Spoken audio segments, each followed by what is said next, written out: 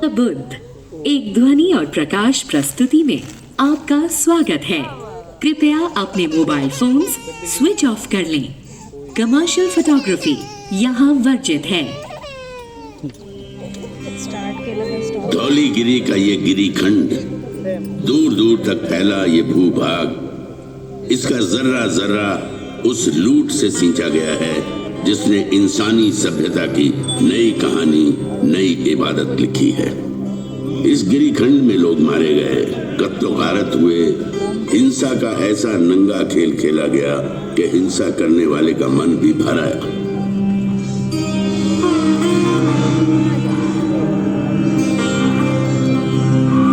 हैवानियत के बीच इंसानियत फिर से पैर जमाने लगी। हिंसा के खिलाफ अहिंसा की मजबूत जड़ें पहाड़ी चट्टानों, अंधेरे जंगलों, उफनती नदियों और महासागरों को चीरती सरहद पार तक फैल गई। और इसी धरती से इंसानियत का नया स्वर इस गिरीखंड से टकरा समस्त विश्व में गूंज उठा। समस्त मानव मेरी संतान है। मैं अपनी संतानों के लिए क्या चाहता हूं?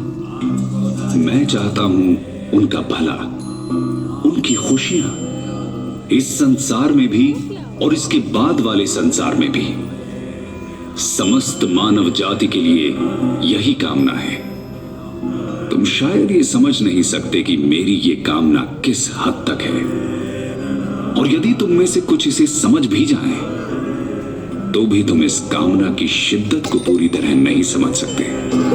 मैं अहिंसा के उसी नाद का प्रतीक हूं जिसने इस ब्रह्मांड को एक सूत्र में बांध रखा है, जिसका होना इंसानियत का होना है। यही भाईचारे की सच्ची परिभाषा भी है। सम्राट अशोक की ऐतिहासिक कहानी प्रारंभ होती है उनके दादा चंद्रगुप्त मौर्य से। ईसा की चौथी शताब्दी का अंत एक बटी हुई राजनीतिक स्थिति के शुरुआत का समय था। देश, जन, विश्व, ग्राम, कुल और राज्यों में बटे हुए थे। अलग अलग प्रदेश, अलग अलग शासक, अलग अलग शासन व्यवस्था, अलग अलग कायदे कानून। समय आया ईसा पूर्व 321 का। 25 साल का नौजवान चंद्रगुप्त मौर्य। हालांकि राजा नंद के मुकाबले उसकी फौजी ताकत कम थी, लेकिन कौटिल्य जैसे गुरु की कूटनीतिक चालें नंद की फौज पे भारी पड़ी।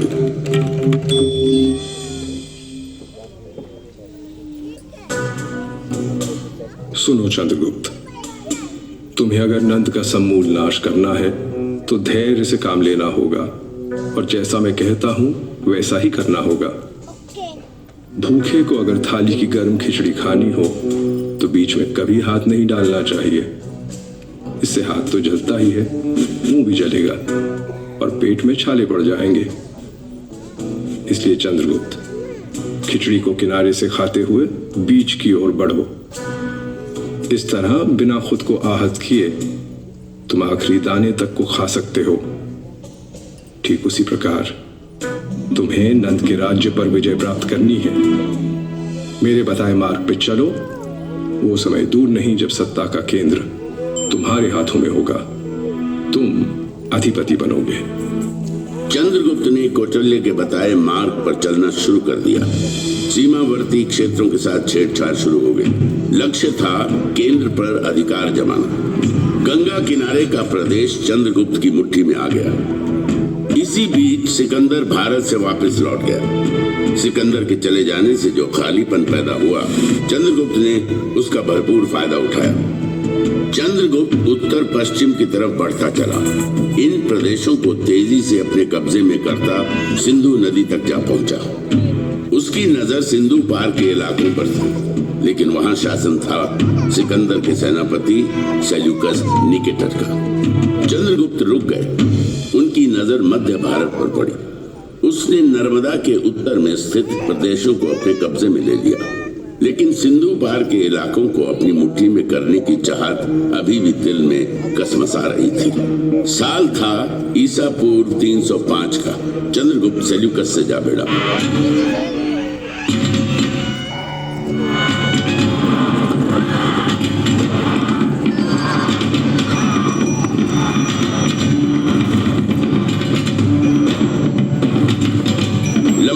लड़ाई में जीत चंद्रगुप्त के नाम हुई और उसने सेल्यूकस को हरा सिंधु के बड़े भूभाग पर कब्जा जमा लिया।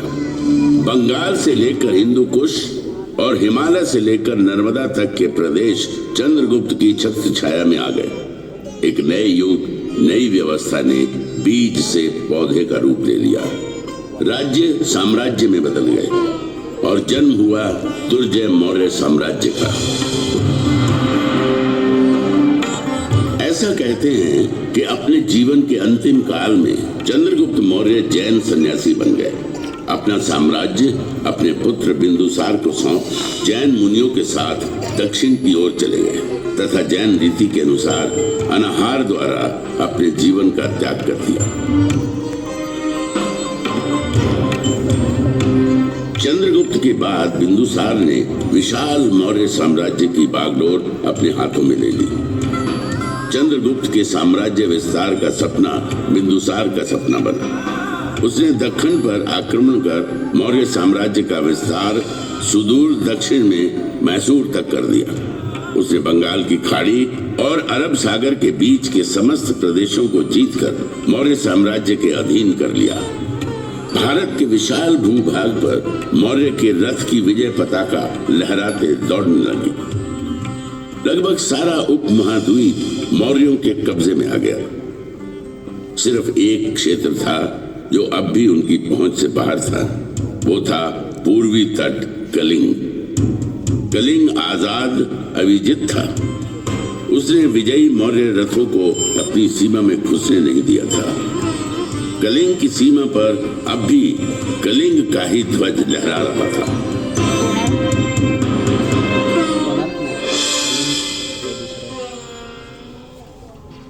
बिंदुसार की कई पत्नियों में से एक थी धर्मा। उसी के गर्भ से जन्म लिया बालक अशोक ने। अशोक के जन्म और उसके पराक्रम की भविष्यवाणी महात्मा बुद्ध ने पहले ही कर दी थी। एक ऐसा राजा इस धरती पर जन्म लेगा जो पराक्रमी होगा, धर्म ध्वजा को थामेगा और धर्म के विचार को सागर पार तक ले जाएगा।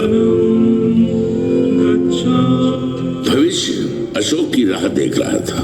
अपने कई भाइयों में छोटा अशोक मेधावी था। गुरुओं की बताई बातों को फौरन समझ लेता।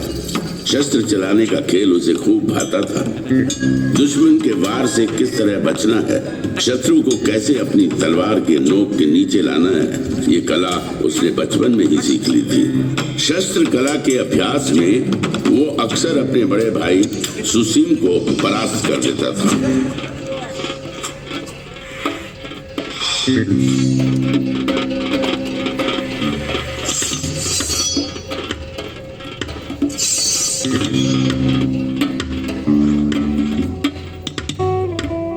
वाह, अद्भुत! अशोक मेरे पुत्र, तुम्हारा भाई सुसिम तुमसे ज्येष्ठ है, उम्र में तुमसे बड़े हैं, लेकिन शस्त्र चलाने को तुम्हारी अद्भुत क्षमता और पराक्रम के आगे तुमसे छोटे हो जाते हैं। तुम दोनों मुझे प्रिय हो पुत्र। तुम पितामह चंद्रगुप्त के पौत्र हो, मौर्य साम्राज्य के भावी संरक्षक। तुम्हारी देखरेख में मौर्य वंश और साम्राज्य वैसे ही सुरक्षित रहेगा जैसे मां की गोद में और पिता की छाया में शिशु। पुत्र अशोक, अब समय आ गया है जब मैं तुम्हारे कंधे पर साम्राज्य के एक हिस्से की देखरेख का भार सौंप थोड़ा निश्चिंत हो सकूं। राजकाज में रुचि लेना प्रारंभ करो पुत्र। बिंदुसार ने अपने छोटे पुत्र अशोक को राजकाज के कामों में लगाया। उसकी प्रतिभा पर गहरा भरोसा दिखाया। पिता का ये अगाध प्रेम और अशोक के प्रति बढ़ते अनुराग से सुसिम व्याकुल हो उठा। अपने पिता की संतानों में मैं ज्येष्ठ हूं। राज की जो बागडोर मेरे कंधे पे होनी चाहिए वो अशोक के कंधे पे डाली जा रही है। पिता का अशोक के प्रति यह अनुराग मन शंकित होता है। सुसिम बेचैन था और अशोक लगन धैर्य के साथ प्रांतों को नियंत्रित करने के कार्य में लग गया। अपने साहस, बुद्धि और नियंत्रण करने की अद्भुत क्षमता ने अशोक की लोकप्रियता में 4 चांद लगाना शुरू कर दिया। अशोक की बढ़ती प्रसिद्धि और प्रांतों को नियंत्रित करने की क्षमता से जहां एक तरफ बिंदुसार का भरोसा अशोक के प्रति बढ़ता जा रहा था, वहीं युवराज सुसीम का भावी सम्राट बनने का भरोसा डगमगाने लगा। युवराज होने के बावजूद अशोक उसे प्रतिद्वंदी की तरह नजर आने लगा। सुदूर उत्तर पश्चिम तक्षशिला के प्रांत में असंतोष बढ़ने लगा था। फौजी गुटबाजी शुरू हो गई थी। एक प्रांत के अंदर कई सैन्य दल बन गए थे। उनकी आपस की खींचतान और असंतोष से तक्षशिला खतरे में था। सुसीम के लिए यही अवसर था जब वो अशोक को पिता बिंदुसार की नजरों से दूर कर सकता था। सुसीम ने इस अवसर का भरपूर फायदा उठाया।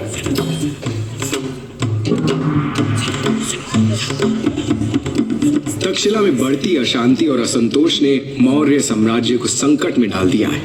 तक्षशिला की रियासतें आपस में शत्रुता पाली हुई है। रियासतों के सैन्य दल आपस में लड़ रहे हैं। यदि इसे शीघ्र रोका नहीं गया तो वह दिन दूर नहीं जब तक्षशिला मौर्य साम्राज्य के खिलाफ विद्रोह कर देगा। पितामह चंद्रगुप्त के साम्राज्य की रक्षा करनी है तो तक्षशिला के विद्रोह को शांत करना ही होगा। हम भाइयों में सिर्फ अशोक ही ऐसा है जो इस विद्रोह को शांत कर सकता है। इसलिए मैं आपसे आग्रह करता हूँ कि अशोक को यथाशीघ्र तक्षशिला प्रस्थान करने का आदेश दें। बिंदुसार ने अशोक को तक्षशिला में हो रहे उपद्रव और बढ़ रही अशांति को शांत करने के लिए तक्षशिला जाने का आदेश दे दिया। अशोक अपने बड़े भाई सुसीम की योजना से अनजान अपने दल बल के साथ तक्षशिला की ओर बढ़ चला। अशोक ने पाटलिपुत्र से तक्षशिला, आज के सिंध प्रदेश तक की लंबी यात्रा तय की। अशोक की व्यवहार कुशलता, उसकी बहादुरी और राज चलाने की उसकी नीति से तक्षशिलावासी पहले से ही परिचित थे। अशोक के तक्षशिला आगमन को वहां के लोगों ने बड़े उत्साह और खुले हृदय से लिया।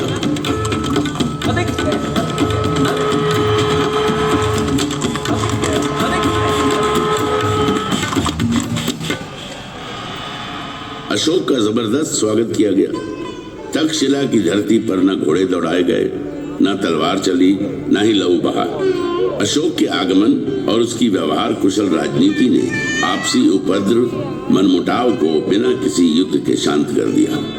तक्षशिला की सफलता की खबर जब पाटलिपुत्र पहुंची तो सम्राट बिंदुसार का सर और गर्व से भर उठा।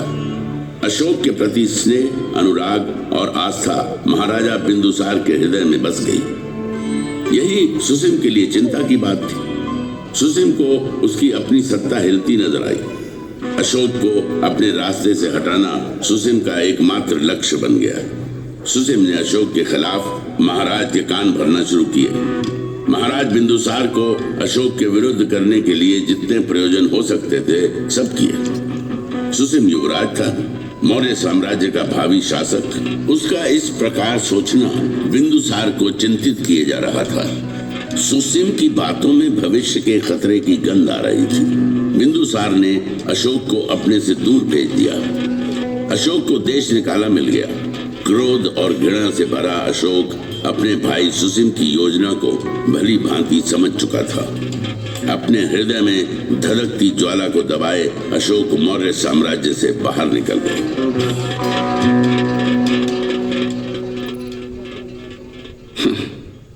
मौर्य साम्राज्य के महाराज जो मेरे पिताजी हैं, उनका संदेश आया है। पिता मुझे वापस लौटाने को कहते हैं। मौर्य साम्राज्य के प्रांत उज्जैन में भयंकर विद्रोह जो छिड़ा है। मेरे अपने ही भाई ने मेरे खिलाफ पिताजी के कान भरे, मेरे खिलाफ किया। यही पिताजी जो निमंत्रण देकर मुझे बुला रहे हैं, उन्होंने देश निकाला का आदेश सुनाते एक पल की भी देर नहीं की। यह कैसा संबंध है? क्या यह निमंत्रण सिर्फ इसलिए है कि मेरे भाइयों में विद्रोह को कुचलने का साहस नहीं? फिर तो युवराज सुसीम को कोई अधिकार नहीं कि वो मौर्य साम्राज्य की प्रजा पर राज करें। जो राजा अपनी प्रजा की भावनाओं, उनकी आवश्यकताओं को न समझता हो, उसे राज करने का अधिकार ही नहीं। एक बार फिर मेरा हृदय क्रोध और ग्लानि से भर आया है। मैं जाऊंगा, उज्जैन अवश्य जाऊंगा। मौर्य साम्राज्य को मेरी जरूरत है।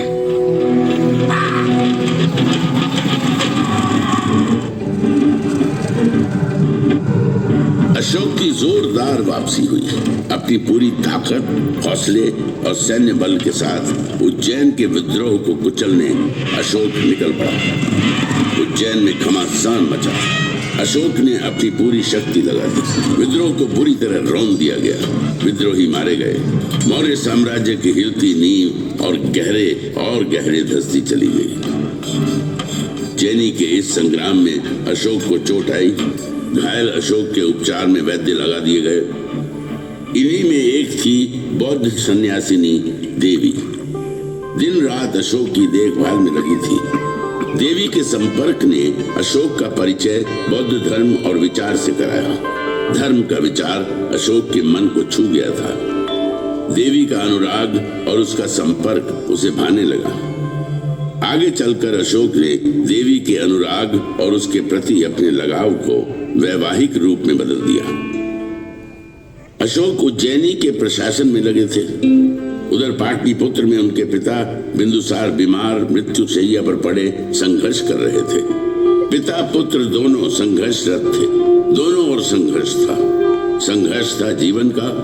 अशोक उज्जैनी के संघर्ष के विजयी योद्धा थे, लेकिन पिता बिंदुसार मृत्यु से अपने जीवन का संघर्ष करते हार गए। मृत्यु ने जीवन पर विजय प्राप्त की।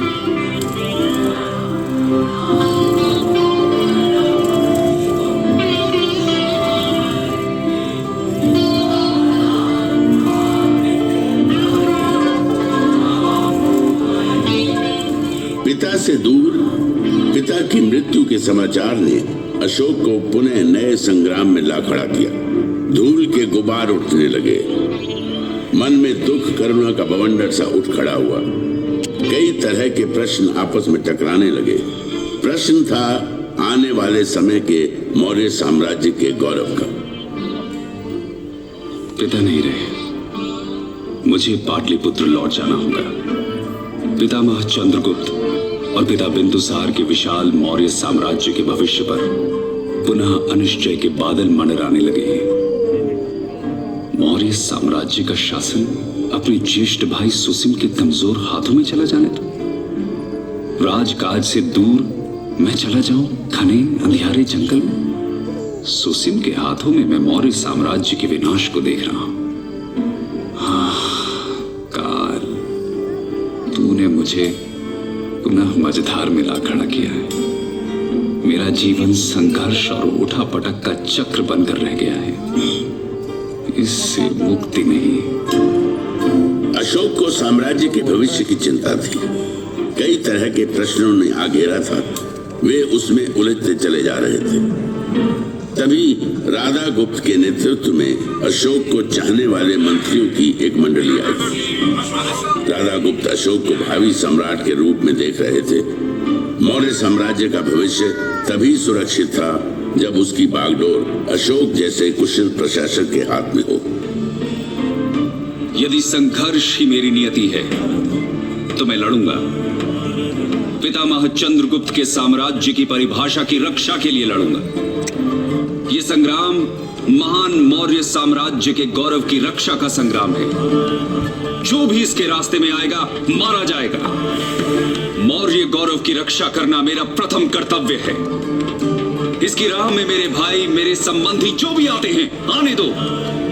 अपने हथियार उठाओ, खोलो घोड़े, जो भी सामने आता है खत्म कर दो उसे। बहने दो खून की नदियां। चलो पाटलिपुत्र की ओर।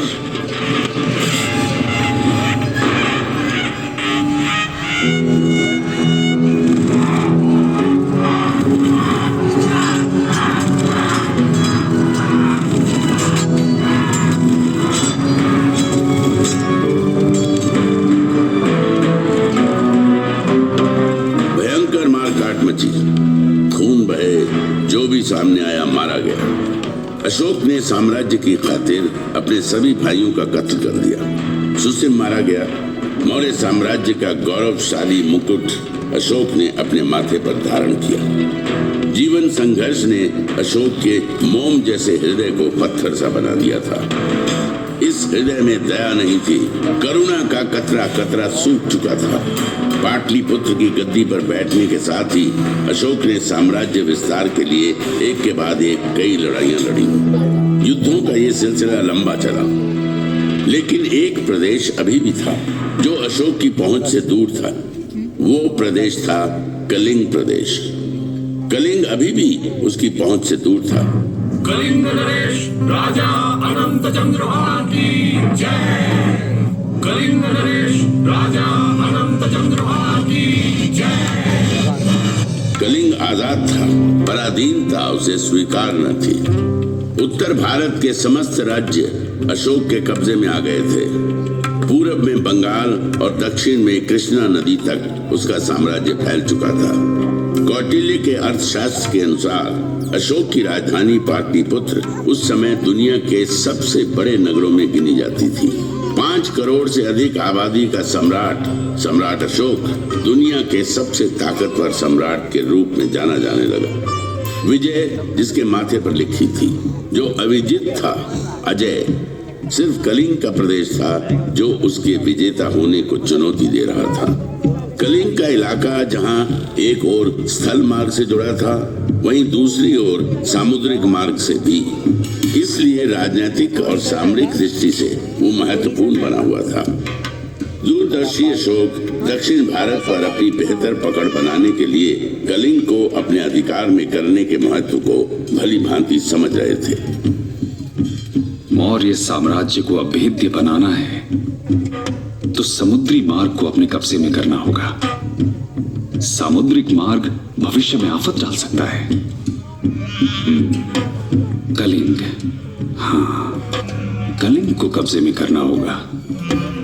कलिंग विजय भूमार्ग और जलमार्ग दोनों पर विजय लेकर आएगी। अशोक ने कलिंग के विरुद्ध युद्ध की घोषणा कर दी। अशोक के अश्वारोहियों और पैदल सैन्य बलों ने कलिंग को घेर लिया।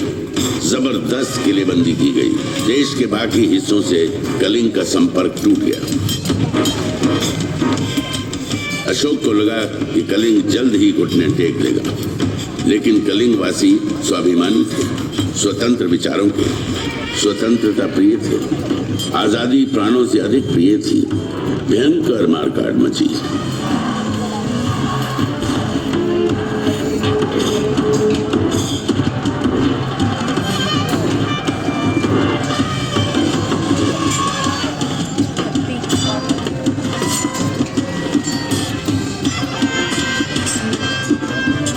कलिंग का यही प्रदेश संग्राम का केंद्र बना। अशोक के अश्वारोहियों ने धौलीगिरी के प्रदेश को रौंद डाला। जबरदस्त मुकाबला हुआ। युद्ध चला। 1.5 लाख से अधिक लोग बंदी बना लिए गए। लाखों लोग मारे गए। घायलों की तो गिनती ही नहीं थी। कलिंग का युद्ध इतिहास की सबसे बड़ी त्रासदी बन गया। मानवता आंसू बहाती रही। इंसानियत ने बर्बरता और जुल्म के आगे घुटने टेक दिए। विजयी अशोक की विजय यात्रा कलिंग की भूमि पर निकली, लेकिन इस पराक्रमी राजा के विजय स्वागत में फूलों की पंखुड़ियां नहीं थी। स्वागत में थे कटे पिटे शव, अपने पतियों की मौत के शोक में विलाप करती स्त्रियां, लहू से कीचड़ बन आए राजमार्ग, शवों के विशाल ढेर, चील, गिद्ध, भेड़िए और सियारों के संवेद गीत। अशोक का हृदय दुख, करुणा और गिलानी से भर उठा।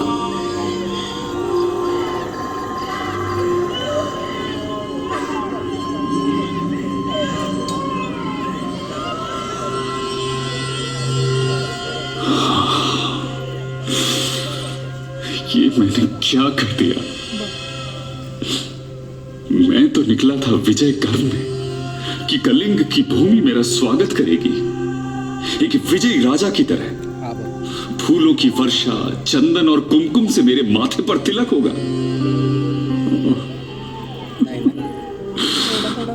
अरे मेरे कर्म, मेरे मस्तक पर तिलक की जगह रक्त रंजित कीचड़ पुता। मेरे स्वागत को पीछे मुर्दा शरीर, कटे हुए मानव अंगों के ढेर, सियार और भेड़िए गा रहे हैं विजय की। वातावरण में सिर्फ दुर्गंध, मुर्दा शवों की दुर्गंध। क्या यही है मेरी यश भूमि? यही है मेरा पराक्रम? यदि विजय है ये, तो पराजय क्या? ये विजय है या पराजय? न्याय है या अन्याय? ये वीरता है या कायरता? क्या निरपराध बच्चों और स्त्रियों की हत्या ही वीरता है? मैंने जो किया है, क्या यही है मेरा साम्राज्य विस्तार और सहिष्णुता? किसी के पति मारे गए, किसी के पिता, किसी के बच्चे, तो किसी के घर पर हुआ हमला। मुर्दा शवों के ढेर थे। क्या किया मैंने? ये विजय प्रतीक है या पराजय की बू?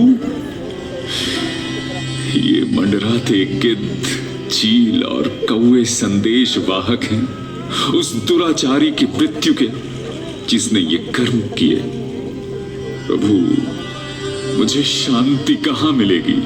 मेरे प्रभु, अपनी शरण में ले लो ईश्वर, अपनी शरण में ले लो, मुझे थाम लो। प्रभु, शांति चाहिए मुझे, मेरे प्रभु, शांति चाहिए।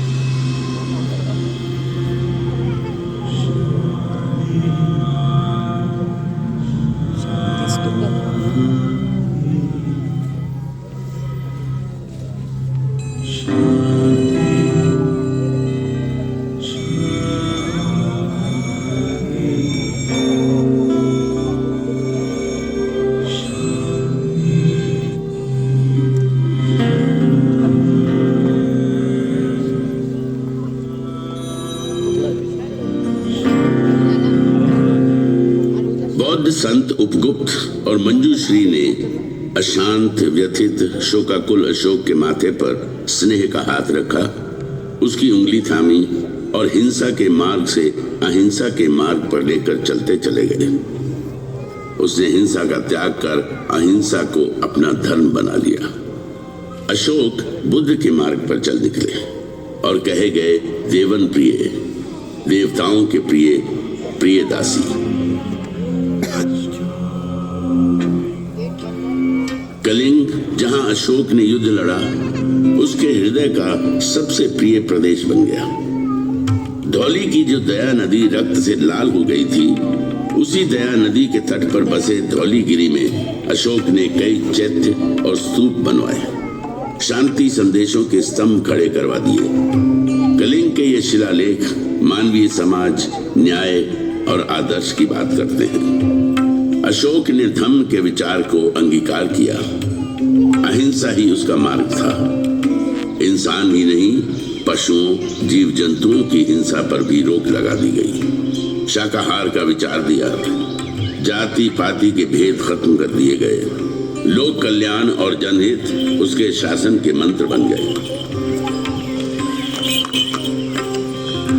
सड़कों पर मैंने बट वृक्ष लगवाए हैं जो पशुओं और मनुष्यों को छाया देंगे।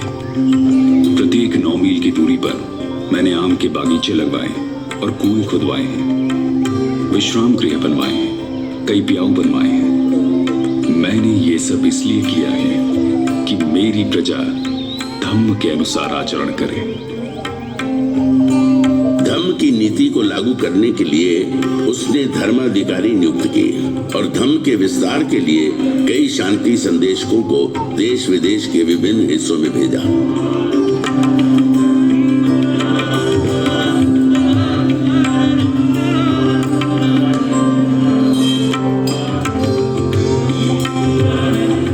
Sri Lanka, Nepal, Thailand, Egypt, Syria और मैसेडोनिया के इलाकों में अशोक के शांति दूत अहिंसा के विचार को लेकर गए और बुद्ध के विचार का प्रसार किया। लगभग 40 वर्षों तक साम्राज्य का संचालन करने के बाद 232 ईसा पूर्व में महान सम्राट अशोक ने देह त्याग दी। अशोक के शांति संदेश उसकी राजनीतिक समझ की गौरव गाथा कहते नजर आते हैं। और आज भी अंधेरे में रोशनी फैलाने का काम करते हैं। संभवतः अशोक दुनिया का पहला ऐसा सम्राट था जिसने साम्राज्यवाद के विचार को लोक कल्याण और जनहित के संदर्भों में समझा और उसे लागू भी किया। हिंसा के विरोध में अहिंसा के बौद्ध दर्शन को जन जन तक पहुंचाया। धौली में अहिंसा का प्रतीक स्वरूप एक बौद्ध स्तूप और एक हाथी का स्वरूप यहाँ बना हुआ है जो अहिंसा के उसी विचार का प्रतीक है। मेरे नाद में महान अशोक का नाद भी मिला हुआ है। मैं नाद हूं शांति का।